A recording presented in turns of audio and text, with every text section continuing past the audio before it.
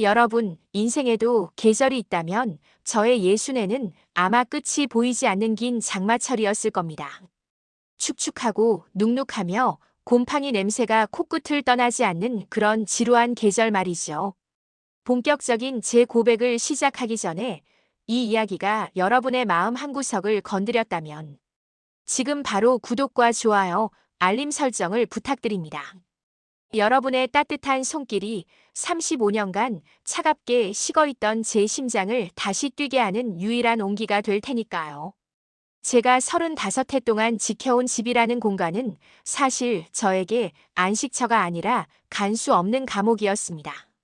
남편 박철수라는 사람은 그 감옥의 완고한 벽이었죠.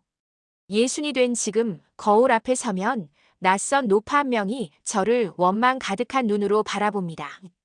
짙게 패인 이마의 주름은 제가 참아온 인내의 겹이고 처진 눈꼬리는 제가 몰래 흘린 눈물의 무게일 겁니다.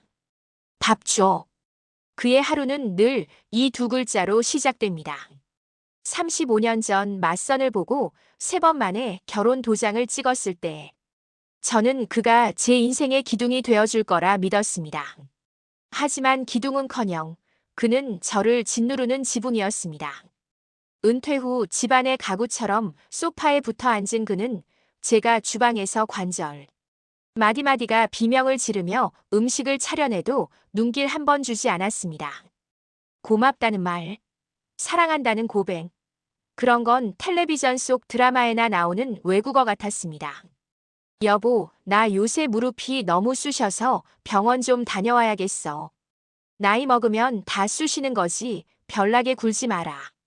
국대워와. 그게 전부였습니다. 제 통증은 엄살이 되었고 제 희생은 당연한 권리가 되었습니다. 그렇게 제 영혼은 서서히 말라 비틀어져 먼지가 되어가고 있었습니다. 그러던 어느 날 제 메마른 일상에 작은 돌멩이 하나가 던져졌습니다. 낡은 장롱 서랍 구석에서 발견한 고등학교 동창회 통지서였죠. 평소라면 코웃음을 치며 버렸을 텐데 그날은 이상하게도 그 빳빳한 종이의 질감이 제 손가락 끝을 자극했습니다. 동창회 날 저는 10년 만에 처음으로 화장대 앞에 앉았습니다. 굳어버린 아이섀도를 손가락으로 문질러 눈가에 펴바르고 남편 몰래 사둔 립스틱을 입술에 얹었습니다. 거울 속의 여자가 아주 잠시 30년 전에 김영숙으로 돌아온 것 같아 코끝이 찡해졌습니다.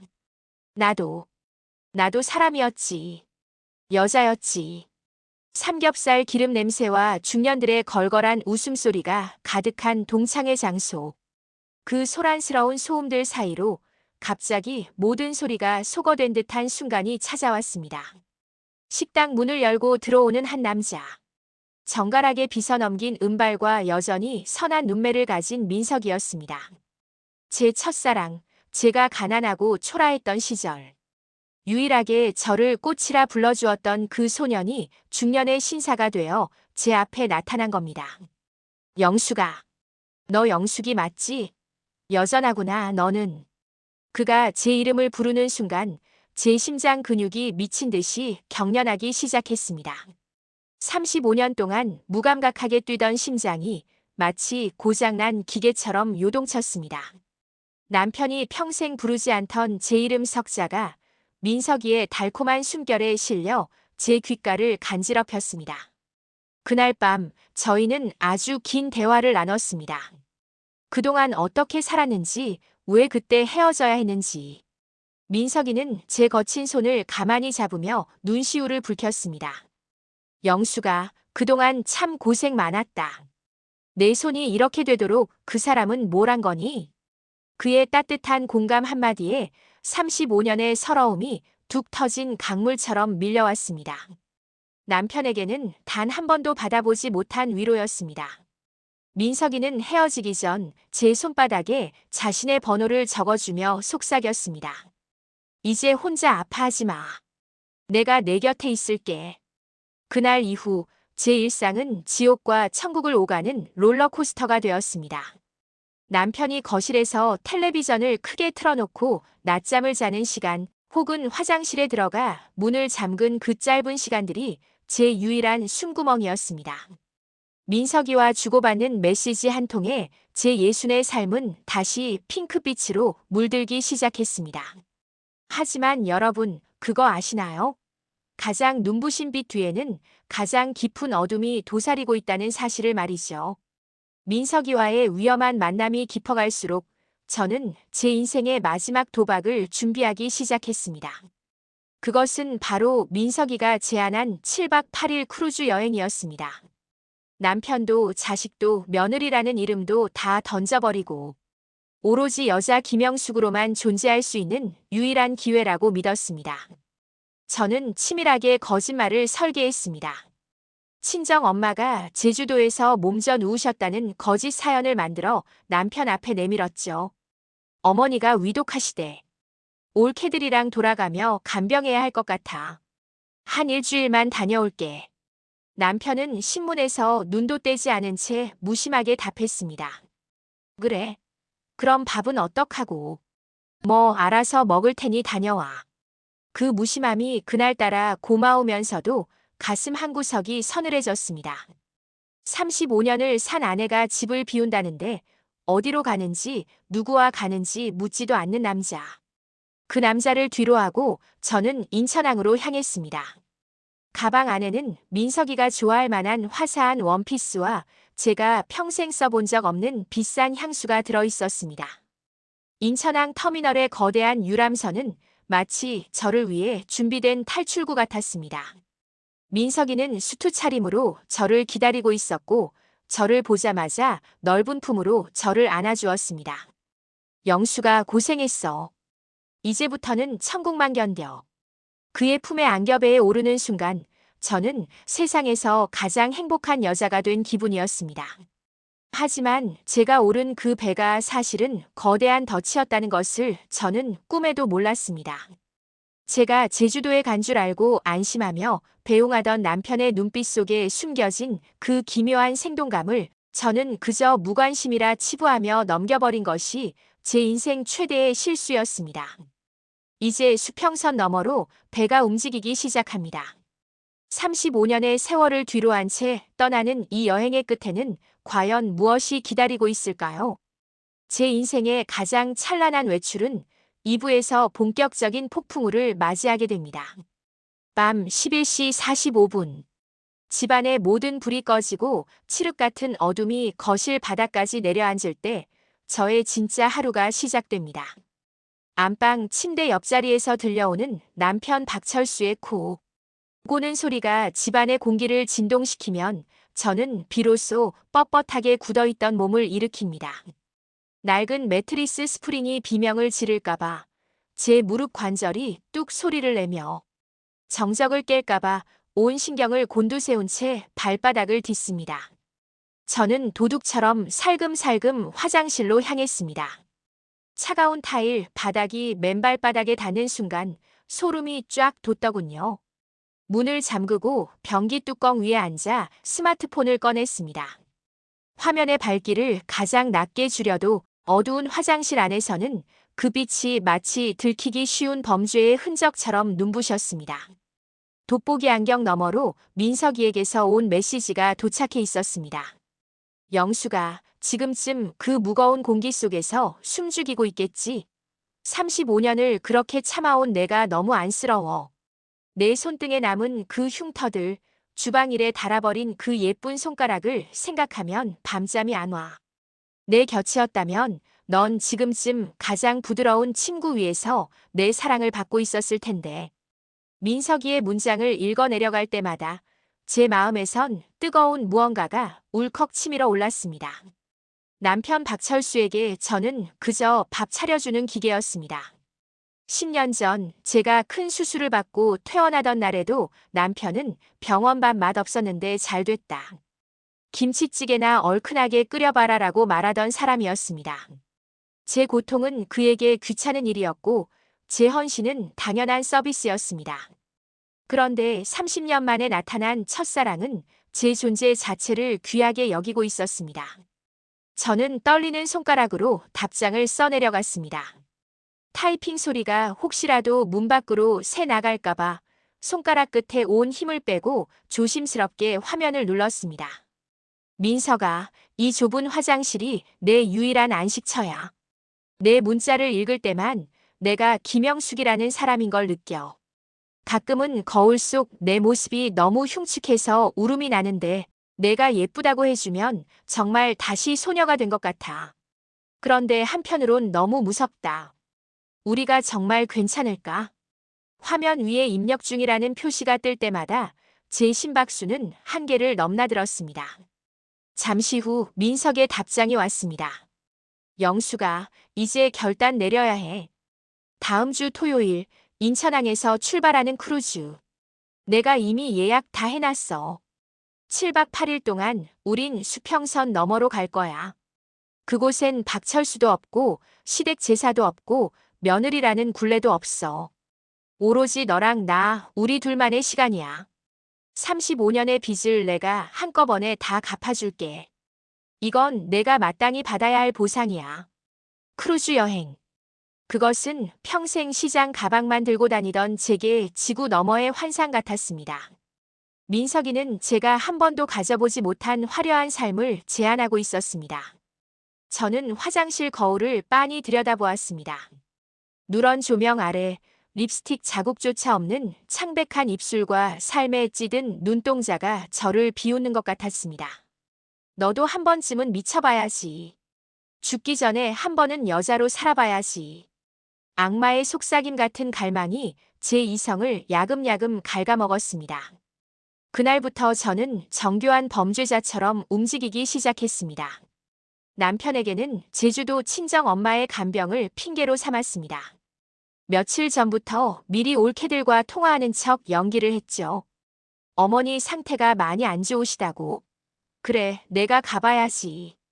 남편의 귀에 들리도록 거실에서 큰 소리로 전화를 끊었습니다. 남편은 신문을 뒤적이며 콧방귀를 뀌더군요. 나이 먹으면 다 가는 거지. 뭘 그렇게 유난을 떨어. 갔다 오든가. 그 무심한 대꾸에 저는 오히려 안도했습니다. 아니, 증오가 더 깊어졌습니다. 그래, 당신은 끝까지 나라는 사람에게 관심이 없구나. 내가 어딜 가는지, 누구를 만나는지 궁금하지도 않지. 저는 남편 몰래 장롱. 깊숙한 곳에 숨겨둔 비상금을 털어 평생 입어보지 못한 화사한 옷들을 샀습니다. 백화점 화장품 코너에서 가장 비싼 향수를 고를 때 제 손은 눈에 띄게 떨리고 있었습니다. 향수병을 열어 손목에 뿌리는 순간 지독한 가사 노동의 냄새가 지워지는 것 같아 묘한 쾌감을 느꼈습니다. 여행 당일 새벽 저는 평소보다 1시간 일찍 일어났습니다. 마지막 도리를 다하듯 남편을 위한 국을 끓이고 밥을 지었습니다. 김이 모락모락 나는 밥상을 식탁 위에 차려놓고 정성스럽게 쓴 메모지를 놓았습니다. 엄마가 위독하시다니 급히 다녀올게요. 일주일 정도 걸릴 거예요. 국 데워 드세요. 집을 나서는 그 순간 현관문의 묵직한 소리가 제 인생의 한 페이지가 찢겨나가는 소리처럼 들렸습니다. 대문을 열고 나오자 서늘한 새벽 공기가 폐부 깊숙이 박혔습니다. 가방 안에는 민석이와 함께 입을 원피스와 수영복, 그리고 우리가 나눌 은밀한 시간들이 가득 담겨 있었습니다. 택시를 타고 인천항으로 향하는 내내 저는 자꾸만 뒤를 돌아보았습니다. 어두운 집 창가에서 남편이 저를 내려다보고 있을 것만 같은 공포 때문이었죠. 인천항에 도착했을 때 민석이는 영화 속 주인공처럼 저를 기다리고 있었습니다. 그의 손을 잡는 순간 저는 모든 공포를 잊었습니다. 하지만 진짜 공포는 잊었을 때 찾아오는 법입니다. 유람선에 오르기 전 승객 명단을 확인하던 직원이 저를 빤히 쳐다보며 했던 그 말. 한마디가 훗날 제 심장을 갈기갈기 찢어놓을 줄은 꿈에도 몰랐습니다. 김영숙 고객님, 예약 확인되었습니다. 일행분은 벌써 12층 라운지에서 기다리고 계십니다. 일행, 민석이는 지금 제 옆에 있는데 미리 승선한 일행이라니요. 저는 민석이를 쳐다봤습니다. 민석이는 잠시 당황한 기색을 보였지만 곧 너털 웃음을 지으며 제 어깨를 다독였습니다. 아, 내가 아는 지인한테 부탁해서 미리 짐 좀 올려다 놓으라고 했어. 서비스가 좋네. 신경 쓰지 마. 그의 말에 안심하며 엘리베이터에 올랐습니다. 12층으로 향하는 숫자가 올라갈수록 제 심장 소리는 고동쳤습니다. 드디어 시작되는구나. 내 인생의 화려한 외출이. 하지만 금빛으로 번쩍이는 엘리베이터 문이 열리고 제가 처음 목격한 광경은 제가 상상하던 로맨틱한 천국이 아니었습니다. 라운지 구석, 바다가 내려다 보이는 창가 좌석에 앉아 샴페인을 홀짝이고 있는 한 남자의 뒷모습. 넓은 어깨와 약간 구부정한 자세, 그리고 제가 지난 생신 때 사주었던 체크무늬 자켓. 제 심장이 그대로 얼어붙었습니다. 박철수. 제주도 간다는 마누라를 등 뒤로 하고 낚시 간다던 제 남편이 왜 이베의 VIP 라운지에 앉아 있는 걸까요?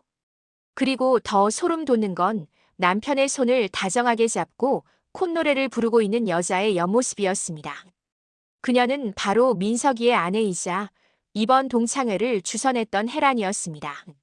철수 씨, 당신이 왜 여기 있어?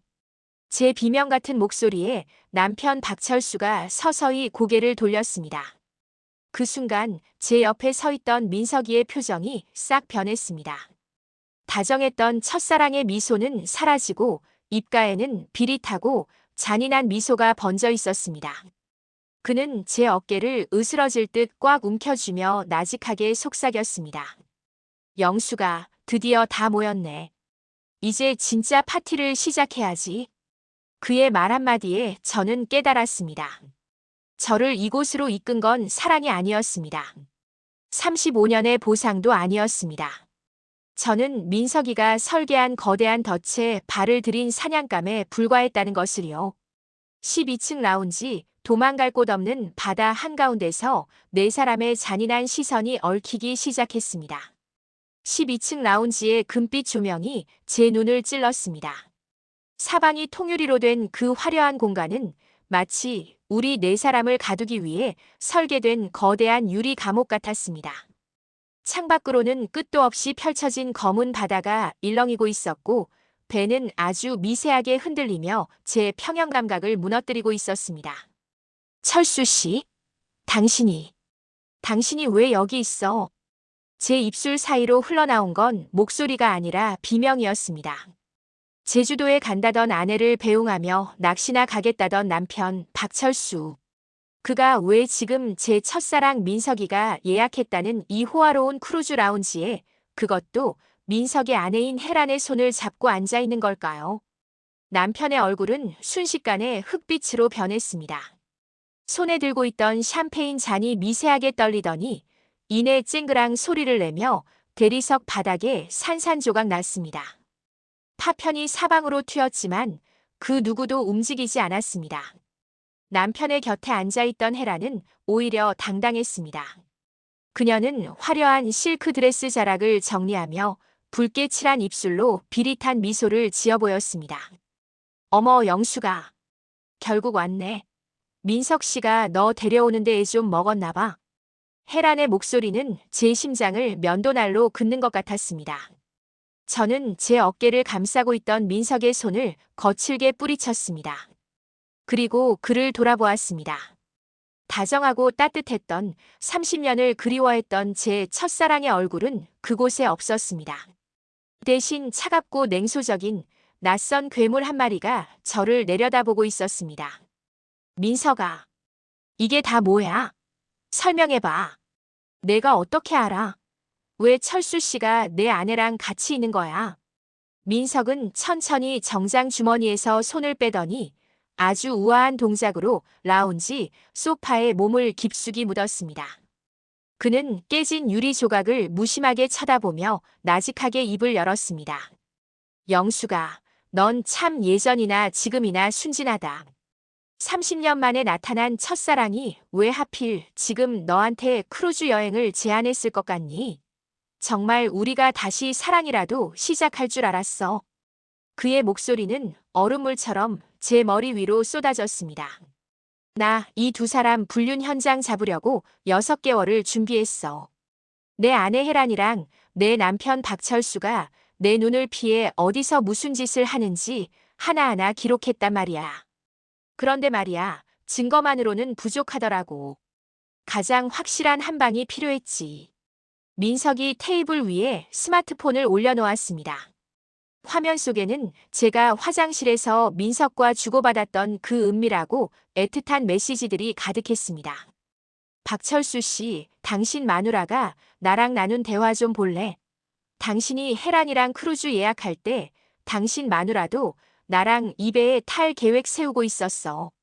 서로 제주도 가네, 낚시 가네 속여가면서 말이야. 어때 기분이? 자기 마누라도 똑같은 불륜녀라는 사실을 알게 된 소감이. 남편 박철수가 벌떡 일어났습니다. 이 자식이. 그는 주먹을 쥐고 민석에게 달려들려 했지만 혜란이 그의 팔을 붙잡았습니다. 철수 오빠 참아. 지금 여기서 소란 피우면 우리만 손해야. 민석 씨, 그래서 어쩔 건데. 이렇게 넷이 모여서 뭐 하자는 거야? 민석은 비웃듯 혜란을 바라보았습니다. 어쩌긴. 이 배는 공해상으로 나갔고 이제 일주일 동안 너희는 여기서 못 나가. 내가 이미 변호사를 통해서 이혼 소장 접수 준비 다 끝내놨거든. 영수가, 너도 마찬가지야. 내 남편 재산, 혜란이가 챙긴 내 돈 싹 다 긁어 모아서 내가 가질 거야. 넌 그냥 내가 박철수를 무너뜨리기 위해 쓴 가장 완벽한 카드였을 뿐이야. 심장이 멈추는 것 같았습니다. 35년의 지옥 같은 삶에서 저를 꺼내준 줄 알았던 구원자가 사실은 저를 낭떠러지로 밀어버린 설계자였습니다. 민석은 저를 사랑한 게 아니었습니다. 오직 자기 아내와 제 남편에게 가장 잔인한 복수를 하기 위해 제가 가진 순수한 그리움을 이용한 것이었습니다. 저는 고개를 돌려 남편을 보았습니다. 35년을 함께 산 남자. 제 젊음을 다 바쳐 뒷바라지했던 남자. 그는 민석의 폭로 앞에서도 제 안부나 미안함 따위는 안중에도 없었습니다. 오직 자신의 불륜 사실이 들통났다는 당혹감, 그리고 자신의 재산이 날아갈지도 모른다는 공포에 질려 부들부들 떨고 있을 뿐이었습니다. 영수가, 너 정말 이 자식이랑. 남편의 비겁한 질문에 저는 헛웃음이 터졌습니다. 눈물이 뺨을 타고 흘러내렸지만 신기하게도 머릿속은 점점 차가워졌습니다. 철수 씨, 당신 지금 그게 궁금해? 당신 옆에 앉아있는 여자가 내 친구인 건 안 보여? 당신이 내 친정 엄마 핑계대고 제주도 간다던 나를 비웃으며 이 배에 탔을 때 당신은 내 기분이 어떨지 단 한 번이라도 생각해봤어. 저는 민석을 향해 돌아섰습니다. 그리고 민석이 너 정말 잔인하다. 30년 만에 만난 나한테 어떻게 이런 짓을 하니? 나를 이용해. 내 진심을 짓밟고 복수국의 소품으로써. 민석은 무심하게 어깨를 으쓱했습니다. 세상이 다 그런 거야, 영수가. 억울하면 너도 나를 이용했어야지. 넌 그냥 멍청했던 거야. 그 순간 거대한 크루즈가 큰 파도에 부딪히며 기우뚱했습니다. 라운지의 집기들이 흔들리고 네 사람 사이에 흐르던 팽팽한 사리가 출렁였습니다. 저는 쏟아진 샴페인 때문에 미끄러운 바닥을 딛고 일어섰습니다. 그래, 민석아. 내 말이 맞아. 내가 멍청했어. 35년 동안 저 쓰레기 같은 남자 밑에서 종노릇한 것도 멍청했고 너 같은 놈의 가머니설에 속아 여기까지 온 것도 멍청했어. 저는 가방 안에서 작은 녹음기 하나를 꺼냈습니다. 민석의 얼굴에서 처음으로 미소가 사라졌습니다. 너만 준비한 줄 아니? 나도 35년 동안 저 남자랑 살면서 배운 게 하나 있어. 사람은 절대 믿으면 안 된다는 거. 민석아, 내가 아까 한 말들. 이 두 사람의 불륜 사실과 내가 나를 협박하고 이용했다는 고백, 이 안에 다 들어있어. 그리고 철수 씨, 당신이 혜란이한테 아파트 사주기로 한 약속도 아까 가판에서 다 녹음했지. 저는 네 사람을 향해 차갑게 웃어 보였습니다. 이 배는 일주일 동안 바다 위에 떠 있겠지. 도망갈 곳 없는 이 지옥에서 누가 진짜 승자가 되는지 한번 끝까지 가보자고. 난 더 이상 잃을 게 없거든. 라운지의 문을 박차고 나오는 제 등 뒤로 남편의 고함 소리와 민석의 당황한 음성이 뒤섞여 들려왔습니다. 가판으로 나오자 차가운 밤바람이 제 뺨에 눈물을 말려주었습니다. 검은 바다는 집어삼킬 듯 넘실댔지만 저는 처음으로 제가 살아있음을 느꼈습니다. 가판 위로 쏟아지는 밤바람은 칼날처럼 날카로웠습니다. 12층 라운지에서 뿜어져 나오던 그 역겨운 향수 냄새와 거짓된 웃음소리를 뒤로 하고 나오자 비로소 폐부 깊숙이 차가운 현실이 박혔습니다. 35년. 제 인생의 절반 이상을 바쳤던 남자 박철수와 제 영혼의 마지막 안식처라 믿었던 첫사랑 민석. 그 두 남자가 던진 배신이라는 오물을 뒤집어 쓴 채 저는 검은 바다를 내려다보았습니다. 하지만 울지 않았습니다. 아니, 울음조차 사치라는 생각이 들 정도로 제 머릿속은 명료해졌습니다. 민석이 말했었죠. 세상이 다 그런 것이라고. 멍청한 놈들이 당하는 게 당연한 거라고. 그래, 민석아. 내 말이 맞을지도 모르겠다. 하지만 35년 동안 발톱을 숨기고 살아온 곰이 얼마나 무서운지 너는 아직 모르고 있어. 저는 떨리는 손으로 코트 주머니 속에 스마트폰을 꺼냈습니다. 그리고 가장 먼저 누른 번호는 민석의 예상과는 전혀 다른 곳이었습니다. 바로 미국에서 유학 중인 외아들, 그리고 집안의 실질적인 경제권을 쥐고 있는 시어머니의 번호였죠. 어머니, 저예요. 영숙이요. 전화 너머 시어머니의 깐깐한 목소리가 들려왔습니다.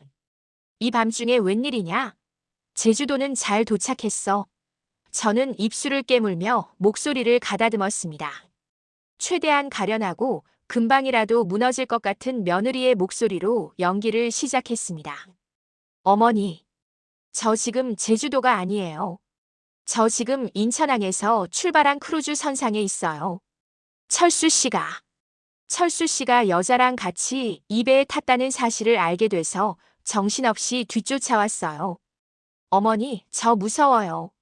철수 씨가 지금 제 친구였던 여자랑 제 눈앞에서. 말을 끝내기도 전에 전화기 너머에서 시어머니의 비명이 터져 나왔습니다. 평생 아들밖에 모르던 분이었지만 집안의 명예와 재산이 밖으로 새 나가는 것만큼은 병적으로 싫어하던 분이었죠. 뭐라고? 그놈이 미쳤구나. 어떤 년이야? 당장 사진 찍어보내. 내 당장 변호사 불러서 그놈 명의로 된 상가랑 예금 다 동결시킬 테니까. 시어머니의 불호령을 뒤로하고 전화를 끊었습니다. 이것이 반격의 서막이었습니다. 민석은 제가 이혼 소송을 당해 재산을 뺏길까봐 두려워할 줄 알았겠지만 그는 하나만 알고 둘은 몰랐습니다. 박철수의 모든 재산은 여전히 시어머니의 영향력 아래 있었고 남편이 가장 무서워하는 존재 또한 바로 제 시어머니라는 사실을요. 저는 다시 라운지 근처 복도로 향했습니다. 그곳엔 여전히 남편과 혜란 그리고 민석이 뒤엉켜 서로를 헐뜯고 있었습니다. 저는 복도 구석 그림자 속에 몸을 숨긴 채 민석의 목소리에 집중했습니다. 박철수 씨, 당신 상가 건물 하나 혜란이 앞으로 증여하려고 서류 준비했다며? 그거 내가 이미 사본 다 확보했어. 당신 어머니가 이 사실 알면 당신은 그날로 호적에서 파이고 알거지 되는 거야. 그러니까 조용히 내가 시키는 대로 해. 민석의 협박에 남편은 얼굴이 불그락푸르락해져 숨을 헐떡였습니다. 혜란은 그 사이에서 교묘하게 이간질을 하며 자신의 몫을 챙기려 들더군요. 정말 구역질 나는 광경이었습니다. 저는 그 광경을 휴대폰 동영상으로 고스란히 담았습니다. 사랑의 속삭임이 아니라 추악한 돈거래와 배신이 오가는 그 현장을 말이죠. 그때였습니다. 민석이 복도로 나오다 저와 눈이 마주쳤습니다. 그는 당황한 기색도 없이 저벅저벅 다가와 제 손목을 거칠게 낚아챘습니다. 영수가 얌전히 객실에 처박혀 있지 왜 또 기어 나왔어? 상황 파악이 안 돼? 넌 이제 끝났어. 박철수랑 이혼하면 넌 한 푼도 못 받아. 내가 그렇게 만들 거니까. 저는 민석의 눈을 똑똑히 응시했습니다. 그리고 그의 귀에 입술을 바짝 대고 나직하게 속삭였습니다. 민서가, 아까 내가 말했지. 세상이 다 그런 게 아니라고. 너는 내가 똑똑한 줄 알지. 근데 어떡하니? 내 아내 혜란이가 박철수랑 바람 피우면서 너 몰래 빼돌린 비자금 장부, 그거 지금 내 손에 들어올 예정인데. 민석의 눈동자가 눈에 띄게 흔들렸습니다. 뭐? 그게 무슨 소리야? 너만 혜란이를 감시한 줄 아니? 혜란이는 너보다 한 수 위였어. 내가 자기를 의심하고 있다는 걸 알고 이미 자기 명의의 재산을 해외 계좌로 돌리고 있었단 말이야. 그리고 그 계좌 비밀번호와 거래 내역, 내가 아까 혜란이 가방에서 몰래 꺼낸 수첩에 다 적혀 있더라. 내가 그렇게 원하던 돈, 아마 혜란이가 다 들고 튈 준비 중이었을걸. 사실 이건 절반은 도박 섞인 거짓말이었습니다. 하지만 민석처럼 의심 많은 인간에게는 독약과도 같은 정보였죠. 민석의 소나귀에 힘이 풀렸습니다.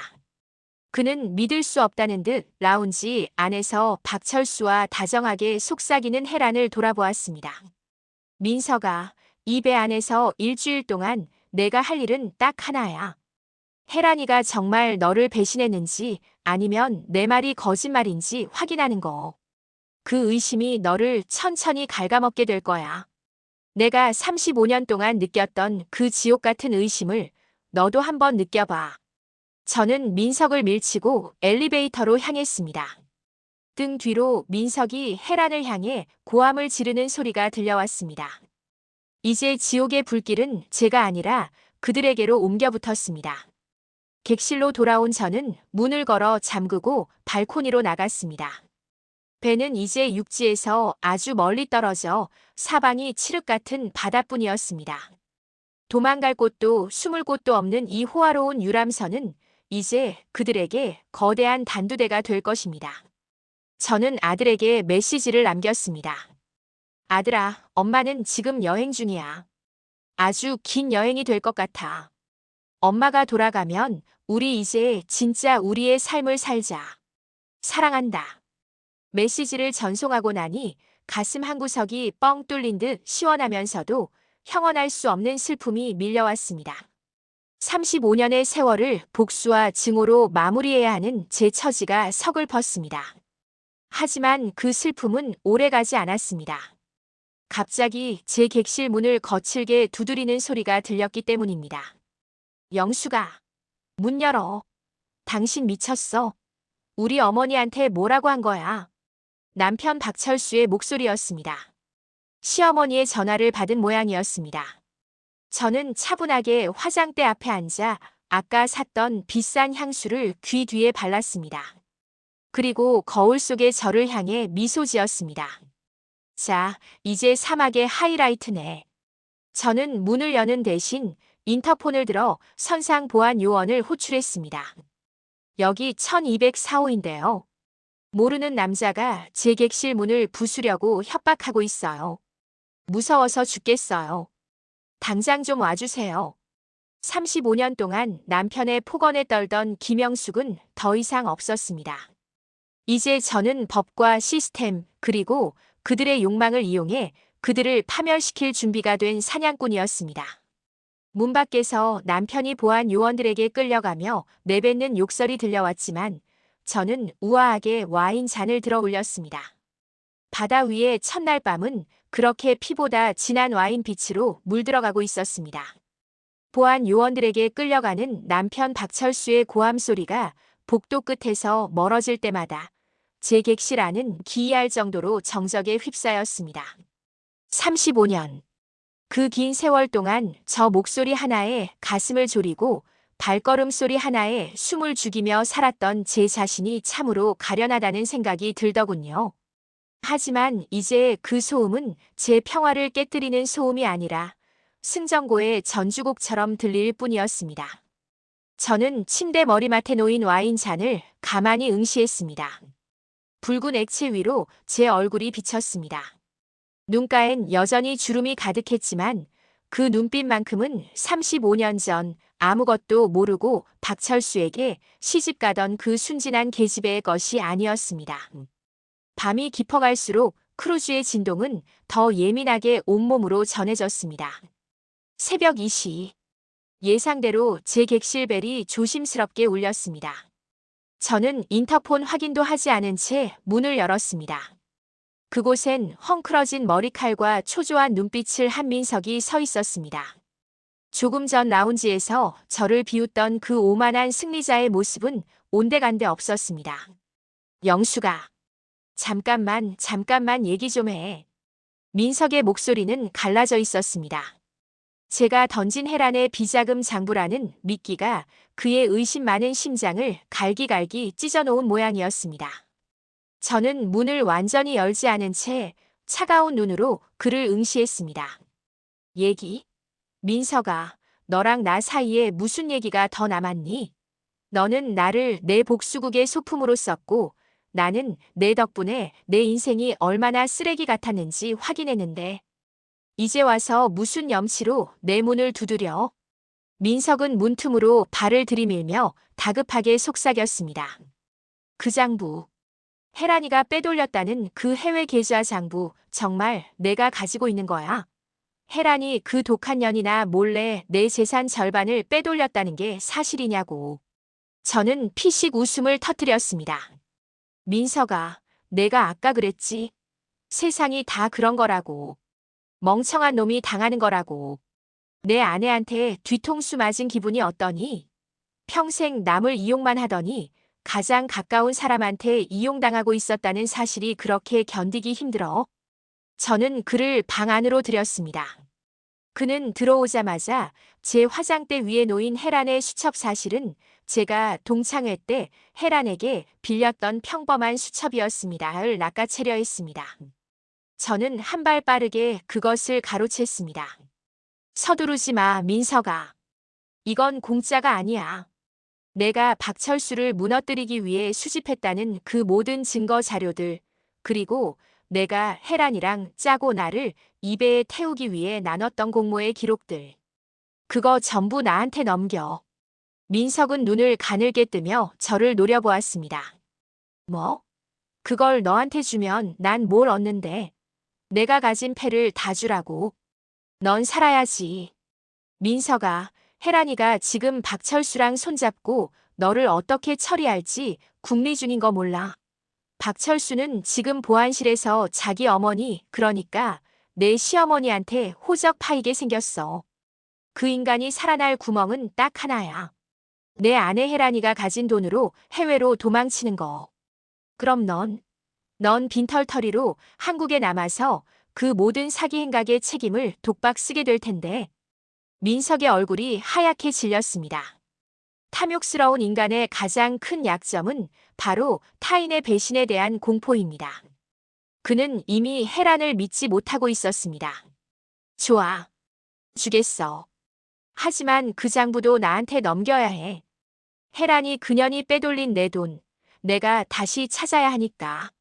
저는 고개를 끄덕였습니다. 민석이 자기 객실에서 서류 가방을 가져오기 위해 달려나가는 뒷모습을 보며 저는 다시 인터폰을 들었습니다. 이번엔 남편이 갇혀있는 보안실이었습니다. 여보, 나야. 영숙이. 전화 너머로 남편의 악에 바친 목소리가 들려왔습니다. 이 나쁜 년. 내가 감히 우리 엄마한테 전화를 해.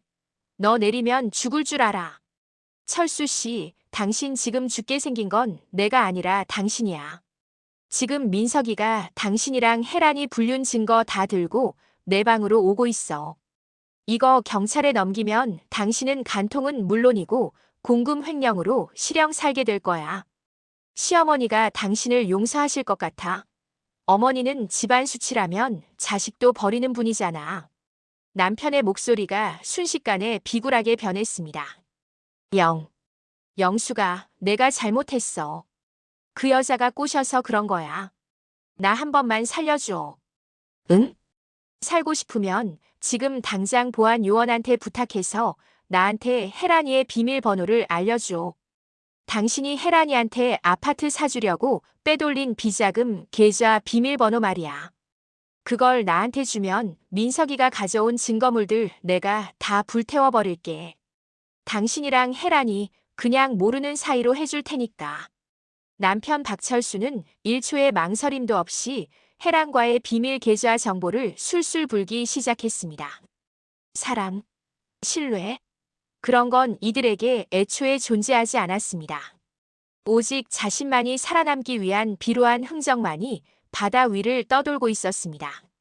저는 민석에게서 받은 불륜 증거 자료들과 남편에게서 받아낸 비자금 정보를 양손에 쥐었습니다. 이제 덫은 완성되었습니다. 혜란은 돈을 잃을 것이고 남편은 명예와 가족을 잃을 것이며 민석은 그가 그토록 사랑하던 복수국의 주인공 자리를 빼앗기고 비참한 조연으로 추락할 것입니다. 하지만 여러분, 제가 진짜로 원하는 건 그들의 파멸만이 아니었습니다. 35년 동안 이름 없이 살았던 제가 처음으로 제 손으로 쟁취하고 싶은 자유의 가격표를 매기고 있었던 것이죠. 저는 발코니로 나갔습니다. 이제 곧 해가 뜨려는지 수평선 끝이 희뿌옇게 밝아오고 있었습니다. 그때였습니다. 제 방 문이 다시 한번 거칠게 열렸습니다. 이번엔 민석도 남편도 아니었습니다. 잔뜩 독이 오른 눈을 한 혜란이었습니다. 김영숙, 너 이 교활한 년. 내가 우리 사이를 이간질해. 내 비자금 장부가 내 손에 있다고. 혜란의 손에는 날카로운 와인 오프너가 들려 있었습니다. 그녀의 눈은 이미 이성을 잃은 광기로 가득 차 있었습니다. 그래, 영수가. 내가 죽어야 이 모든 판이 끝나겠지. 혜란이 제게 달려들었습니다. 파도 소리가 거세게 몰아치고 저는 발코니 난간 끝으로 몰렸습니다. 35년의 인내 끝에 맞이한 자유의 문턱에서 저는 죽음이라는 또 다른 덕과 마주하게 되었습니다. 새벽 3시의 바다는 모든 빛을 집어삼킨 듯 검고 깊었습니다. 12층 객실 발코니, 그 좁고 위태로운 난간 끝에서 저는 제 인생을 송두리째 기만했던 여자 혜란과 마주섰습니다. 한때는 동창이라는 이름으로, 또 한때는 남편의 불륜 상대라는 이름으로 제 삶의 조각들을 훔쳐갔던 여자. 그녀의 손에 들린 와인 오프너의 날카로운 끝이 차가운 달빛을 받아 비릿하게 번뜩였습니다. 영수가, 내가 감히 내 비자금을 건드려? 내가 뭔데 내 인생 설계를 망쳐놓느냐고. 혜란의 목소리는 이미 인간의 것이 아니었습니다. 탐욕에 눈이 먼 짐승의 쇳소리였죠. 그녀는 민석과의 결혼 생활 내내 남편의 재산을 빼돌렸고 제 남편 박철수를 이용해 더 큰 한탕을 노렸던 여자였습니다. 그런데 그 치밀한 계획이 35년 동안 무시해왔던 현모양처 영숙의 손에 무너지게 생겼으니 그 도끼가 오죽했을까요? 혜란아, 내 인생 설계? 그건 설계가 아니라 도둑질이야. 친구의 남편을 훔치고 내 남편의 신뢰를 훔치고 이제는 내 목숨까지 훔치려드니 35년 동안 내가 죽은 듯이 살았다고 해서 정말 죽은 사람인 줄 알았어. 저는 난간을 등진 채 서서히 뒷걸음질 쳤습니다. 발꿈치 너머로 수십 미터 아래의 검은 심연이 느껴졌습니다. 배가 파도에 부딪혀 크게 요동칠 때마다 중심이 무너졌지만 저는 혜란의 광기 어린 눈을 피하지 않았습니다. 오히려 그 눈 속에 비친 제 당당한 모습을 확인하며 입술을 깨물었습니다. 죽어. 내가 죽어야 이 모든 녹음기니 장분이 하는 것들이 사라질 거 아니야. 내가 없어져야 내가 살아. 혜란이 비명을 지르며 제게 달려들었습니다. 날카로운 금속 끝이 제 어깨를 스치며 옷감을 찢었습니다. 타오르는 듯한 통증이 느껴졌지만 저는 오히려 그녀의 손목을 꽉 움켜쥐었습니다. 35년 동안 무거운 솥을 들고 거친 집안일을 해내며 단련된 제 소나귀의 힘은 생각보다 강했습니다. 삶의 무게가 실린 제 손은 오로지 남의 것을 탐내는 데만 쓴 그녀의 고운 손보다 훨씬 단단했습니다. 이거나, 이 미친년아. 그래, 나 미쳤어. 35년 동안 그 좁은 감옥에서 숨죽이고 살다가 이제야 밖으로 나왔는데 제정신이겠니? 너 같은 것들 때문에 내 청춘이, 내 인생이 어떻게 망가졌는지 이제야 보이는데 내가 어떻게 가만히 있어. 우리는 좁은 발코니에서 뒤엉켰습니다. 헤란의 화려한 드레스는 갈기갈기 찢어지고 제 머리카락은 산발이 된 채 서로를 난간 끝으로 밀어붙였습니다. 헤란의 손톱이 제 뺨을 핥히었지만 고통조차 느껴지지 않았습니다. 오로지 저 여자를 이 추악한 연극의 무대에서 끌어내려야 한다는 일념뿐이었습니다. 그때였습니다.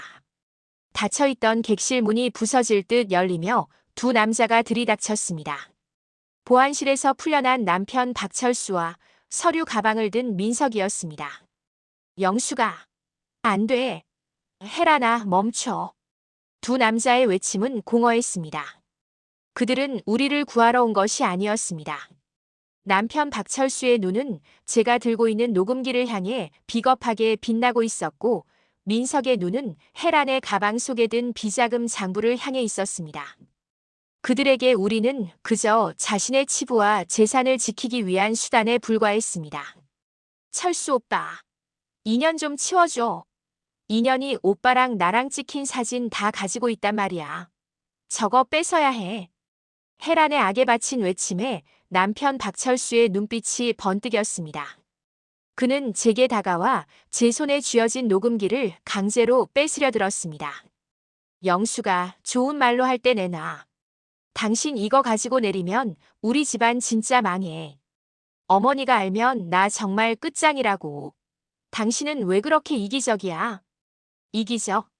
당신 마누라가 지금 칼 든 여자한테 죽게 생겼는데 집안 망하는 게 먼저야. 당신 명의로 된 건물 하나 날아가는 게 내 목숨보다 소중해. 저는 남편의 가슴을 온 힘을 다해 밀쳐냈습니다. 인간에 대한 마지막 남은 연민조차 차가운 바닷속으로 던져버리는 순간이었습니다. 민석 또한 헤란에게 달려들어 가방을 뺏으려 몸싸움을 벌였습니다. 발코니는 이제 4명의 인간이 서로의 욕망을 물어뜯는 아수라장이 되었습니다. 그 순간 거대한 파도가 선체를 강타했습니다. 크루즈가 크게 기울어지며 모두가 바닥을 굴렀습니다. 비명소리와 함께 헤란의 몸이 난간 밖으로 급격히 쏠렸습니다. 그녀의 손이 허공을 휘저으며 제 옷자락을 붙잡았습니다. 영수가, 살려줘. 제발. 나 죽기 싫어. 그녀의 눈에 처음으로 죽음에 대한 원초적인 공포가 서렸습니다. 저는 난간을 한 손으로 꽉 잡은 채 제 옷을 붙들고 매달린 헤란을 내려다보았습니다. 제 발치에서는 남편과 민석이 서로 서류 가방을 차지하려고 바닥에서 뒹굴며 추태를 부리고 있었습니다. 아내와 친구가 죽음의 문턱에 서 있는데도 그들은 오직 돈과 증거에만 미쳐 있었습니다. 저는 헤란의 손을 가만히 내려다보았습니다. 저 손으로 내 남편의 손을 잡았고 저 입으로 나를 조롱했지. 세상이 다 그런 것이라며 나를 바보 취급했지. 하지만 저는 헤란의 손을 뿌리치는 대신 그녀의 팔목을 강하게 낚아채 끌어올렸습니다. 제가 그녀를 살린 건 용서해서가 아니었습니다. 죽음은 그녀에게 너무나 달콤한 도피처였기 때문입니다. 살아, 헤란아.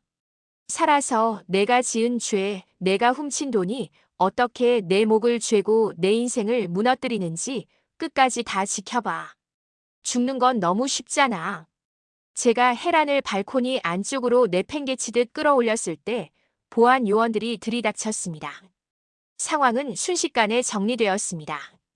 헤란은 살인미수 혐의로 현장에서 체포되어 수갑이 채워졌고 남편 박철수와 민석은 서로의 불법 비자금과 횡령 사실이 담긴 서류를 손에 쥔 채 망연자실하게 서 있었습니다. 저는 엉망이 된 머리를 쓸어 넘기며 그들을 향해 차갑게 선언했습니다. 민석아, 내가 가져온 이 증거들. 내가 아까 이미 복사해서 내 변호사 이메일로 다 보내놨어. 이베이의 와이파이가 생각보다 잘 터지더라. 그리고 철수 씨, 당신 비자금 계좌 비밀번호. 그거 지금 당신 어머니한테 문자로 보냈어. 이제 이베가 항구에 도착하면 당신들이 갈 곳은 집이 아니라 법정이야. 남편 박철수는 바닥에 주저앉아 어린아이처럼 통곡하기 시작했습니다. 민석은 광기 어린 눈으로 저를 노려봤지만 이미 승패는 결정된 뒤였습니다. 저는 엉망이 된 객실을 나와 가판 위로 올라갔습니다. 어느덧 해가 떠오르고 있었습니다. 수평선 너머로 붉은 태양이 솟아오르며 검은 바다를 찬란한 금빛으로 물들였습니다. 35년의 긴 밤이 끝나고 비로소 제 인생의 진정한 아침이 밝아오고 있었습니다. 긴 한 해였습니다. 7박 8일간의 크루즈 여행은 제 인생에서 가장 화려한 꿈이었고 동시에 가장 처참한 지옥이었습니다. 배가 서서히 항구로 미끄러져 들어갈 때 멀리서 보이는 육지는 더 이상 제가 돌아가야 할 감옥이 아니었습니다. 이제 그곳은 제가 35년간 빼앗겼던 제 몫을 되찾을 거대한 전장이었습니다. 배가 정박하고 육지와 연결되는 다리가 내려지는 순간 제 곁에는 보안 요원들에게 결박된 혜란이 서 있었습니다. 그녀의 화려했던 드레스는 먼지에 절어 있었고 그 오만했던 눈빛은 초점을 잃은 채 바닥만을 향하고 있었죠. 그리고 그 뒤를 따르는 남편 박철수와 민석. 두 남자의 얼굴은 마치 도살장에 끌려가는 짐승처럼 하얗게 질려 있었습니다. 터미널 출구로 나오자마자 검은색 세단 석대가 우리를 기다리고 있었습니다. 그 앞에는 제가 미리 연락해둔 이혼 전문 변호사와 그리고 제 인생의 가장 강력한 권력자 시어머니가 서 계셨습니다. 평소 며느리인 저에게는 엄격하기 짝이 없던 시어머니였지만 아들의 불륜과 집안 재산의 유출 사실을 알게 된 지금의 그분은 박철수에게 세상에서 가장 무서운 저승사자였습니다. 어머니. 남편 박철수가 시어머니를 보자마자 무릎을 꿇었습니다. 하지만 시어머니의 대답은 따뜻한 포용이 아니라 차가운 가죽 장갑이 끼워진 손바닥이었습니다. 찰싹. 그 소리가 터미널 광장에 울려 퍼졌습니다. 이 빌어먹을 놈아. 내가 사람이냐? 며느리가 제주도에서 내 엄마 병수발한다고 거짓말까지 해가며 너를 지켜주려 했는데 내 놈은 그 사이 이 망할 년이랑 배를 타. 그것도 집안 상가 건물을 인연한테 넘기려고 서류를 꾸며. 시어머니의 불호령에 남편은 아무 말도 못하고 바닥에 머리를 조아렸습니다. 저는 그 광경을 차분하게 지켜보며 변호사가 내민 서류 뭉치를 받았습니다. 변호사님, 준비한 대로 진행해 주세요. 박철수 씨 명의로 된 모든 자산에 대한 가압류 신청, 그리고 협의 이혼이 아닌 유책 배우자에 의한 재판상 이혼 소장 접수까지요. 위자료는 제가 청구할 수 있는 법적 최대치로 설정해 주시고요. 변호사는 고개를 끄덕이며 차갑게 덧붙였습니다. 걱정 마십시오. 크루즈 내에서 확보된 녹취록과 동영상, 그리고 민석 씨가 제공한 증거 자료들까지 합치면 박철수 씨는 단 한 푼의 재산 분할도 주장하기 어려울 겁니다. 특히 어머니 명의의 신탁 자산을 임의로 처분하려 했던 정황은 형사처벌까지 가능합니다. 그제야 남편은 상황의 심각성을 깨달은 듯 제 바짓가랑이를 붙잡았습니다. 영수가, 제발. 내가 잘못했어. 그 여자가 꼬셔서 잠시 정신이 나갔던 거야. 우리 35년 정이 있잖아. 나 이렇게 길거리에 나앉게 할 거야. 저는 남편의 손을 천천히 하지만 아주 차갑게 떼어냈습니다. 35년의 정. 철수 씨, 당신이 나를 화장실에서 숨죽여 울게 했던 그 수많은 밤들에는 왜 정을 생각 안 했어? 당신이 혜란이한테 아파트 사주겠다고 약속하던 그 순간에 내 무릎 수술비 아깝다고 타박하던 기억은 안 나. 당신이 버린 건 내가 아니라 당신 자신의 인생이야. 한편 옆에서 눈치를 보며 슬금슬금 자리를 피하려던 민석을 향해 제가 말했습니다. 민석아, 어디 가니? 너도 갈 데가 있잖아. 민석이 멈칫하며 저를 돌아봤습니다. 영수가, 난 너 도와준 거잖아. 증거도 다 줬고. 우리 사이에 이럴 건 없잖아. 도와줘? 내 아내 복수하는데 나를 미끼로 쓴 게 도와준 거니? 민석아, 너도 혜란이랑 같이 조사받아야지. 내가 혜란이 비자금 추적하면서 불법적으로 흥신소 고용하고 협박 모의한 정황들. 혜란이가 아까 보안실에서 다 불었어. 너희 부부 참 닮았더라. 끝까지 서로를 물어뜯는 게. 민석의 얼굴이 일그러졌습니다. 경찰들이 다가와 혜란과 민석을 연행하기 시작했습니다. 서로를 사랑한다고 혹은 서로를 위해 복수한다고 떠들던 두 남녀는 그렇게 경찰차 안에서조차 서로에게 욕설을 내뱉으며 멀어져 갔습니다. 이제 광장에는 저와 시어머니 그리고 패배한 남편 박철수만 남았습니다. 시어머니는 한참 동안 저를 빤히 쳐다보시더니 처음으로 제 어깨를 가만히 쥐어주셨습니다. 영수가 고생 많았다.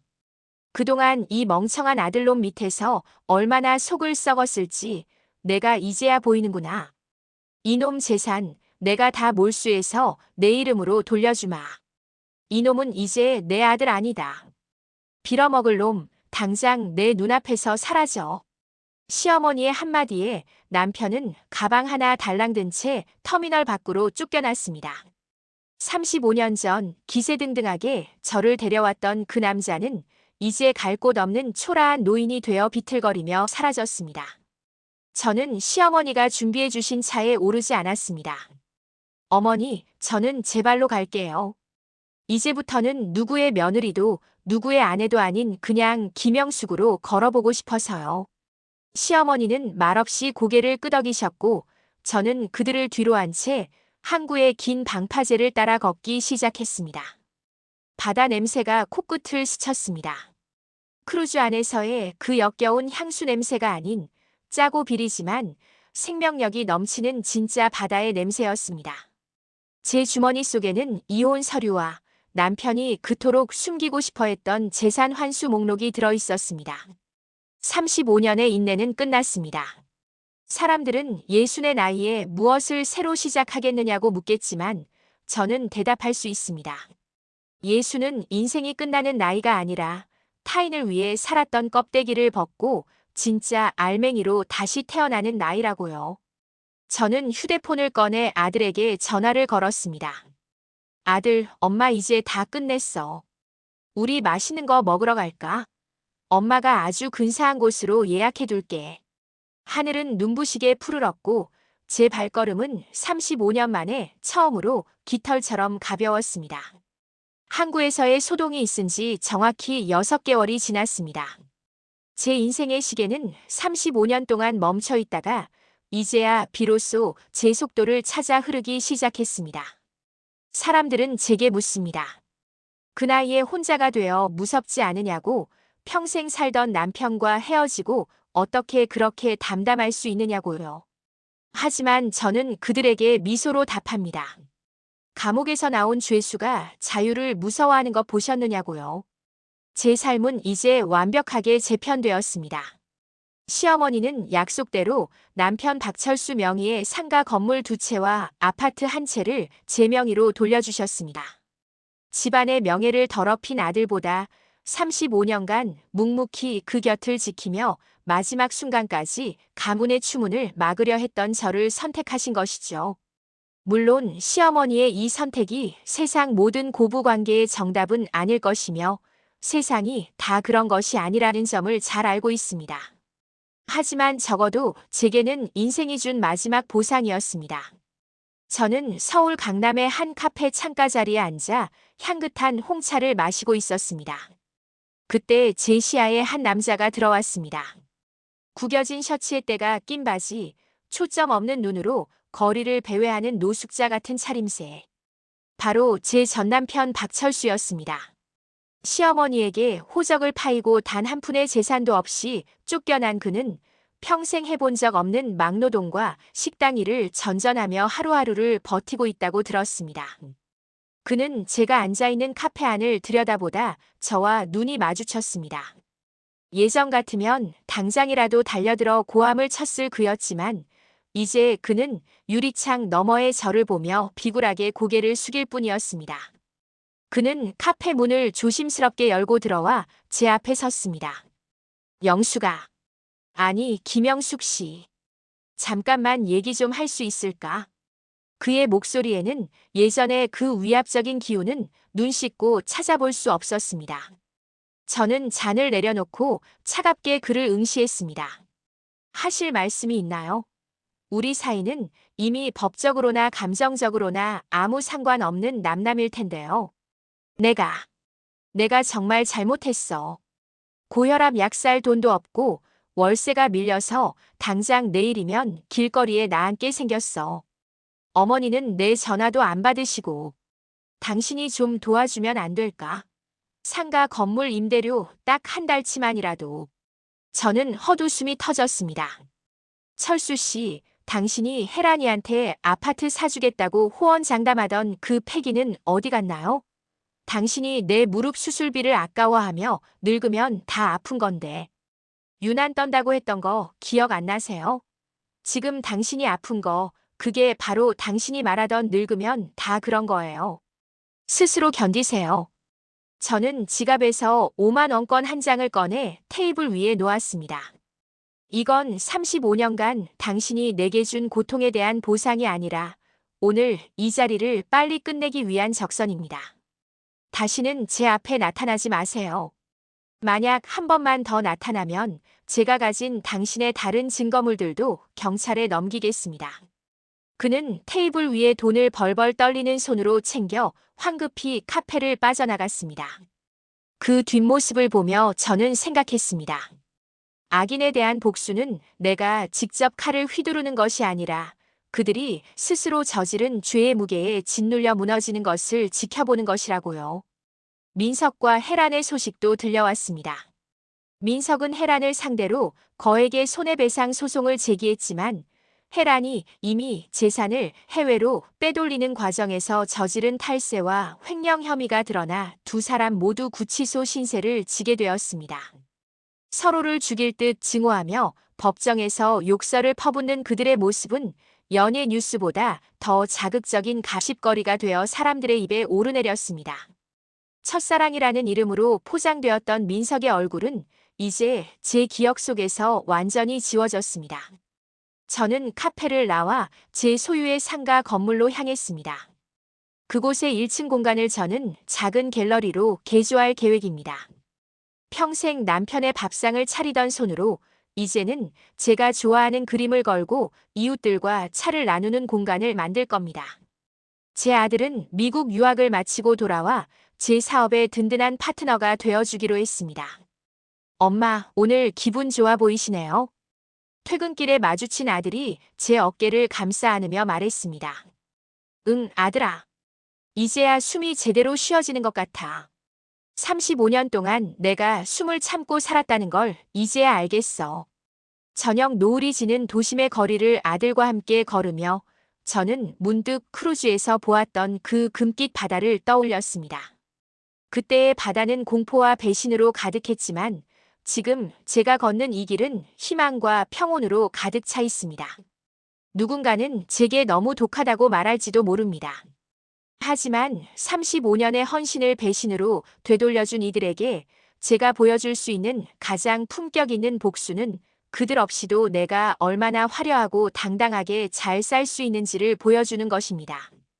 이제 저는 더 이상 화장실 불빛 아래서 숨죽여 울지 않습니다. 저는 매일 아침 창가로 쏟아지는 햇살을 받으며 일어납니다. 제 이름 김영숙으로 불리는 매 순간이 선물 같고 제가 내딛는 발걸음 하나하나가 축복입니다. 제 사연을 끝까지 들어주신 여러분께 감사드립니다. 혹시 지금 이 순간에도 누군가를 위해 자신을 지우며 살고 계신 분이 있다면 제 이야기가 작은 용기가 되었기를 바랍니다. 당신은 누구의 아내도 누구의 어머니도 아닌 그 자체로 눈부시게 아름다운 한 사람입니다.